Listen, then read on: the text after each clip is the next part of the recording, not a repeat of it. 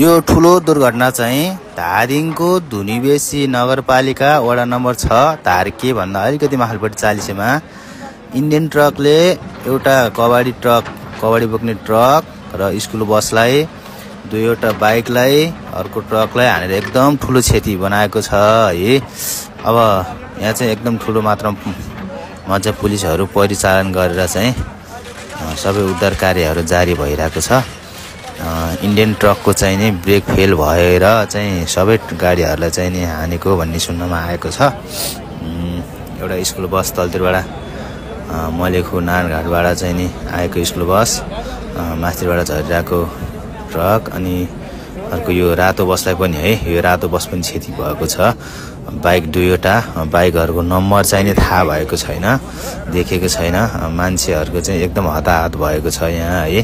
MC school बसको number यो चाहिँ धादिङको धुनीबेसी 6 धारकेबाट 100 मिटर माथि 40 मा भएको चाहिँ ठुलो भयानक दुर्घटना है।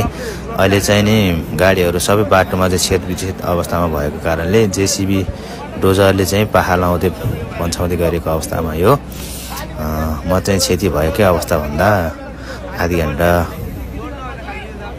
अलि माथि समयमा पुगेको थिएँ। यो इन्डियन ट्रकको चाहिँ ब्रेक फेल भएर चाहिँ दुर्घटना भएको भनेको बुझिएको छ। अहिले चाहिँ नि बाटो खुल्न सक्ने अवस्था छैन, जहाँसम्म लाग्छ अलि केही समय नै लाग्छ कि भन्ने कुराहरू पनि आएको छ। आज मिति 2082 8को महिना 20 गते यति ठुलो दुर्घटना भएको छ। स्कुल बसलाई चाहिँ ट्रकले हानेर पल्टाइदिएको र अर्को बस चाहिँ नि सिधेको छ, तर मान्छेहरू क्षति भएको छ भन्ने सुन्न आएको छ।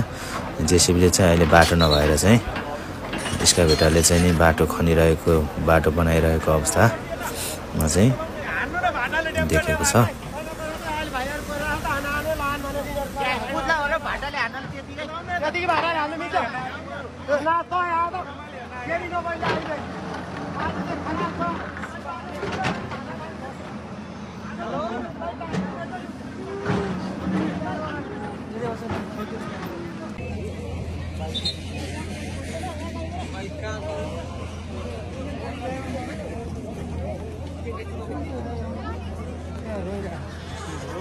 लाउँदै तलतिर मैले बाइक देखाएन।